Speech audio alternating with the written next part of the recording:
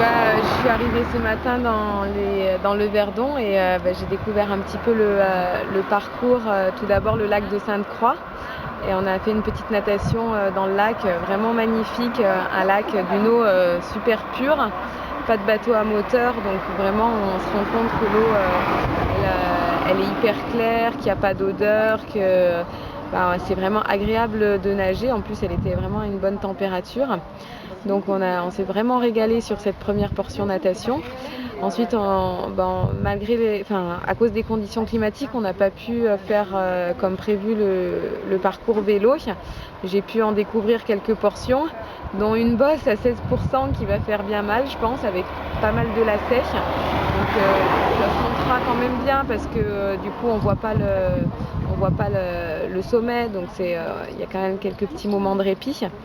Et puis j'ai pu découvrir là aussi une portion vraiment sympa avec les routes qui ont un bon revêtement, des champs de lavande magnifiques là, à cette période de l'année. Et puis on longe le lac de Sainte-Croix, donc on a vraiment des vues plongeantes sur le lac qui a une eau turquoise, donc c'est fabuleux.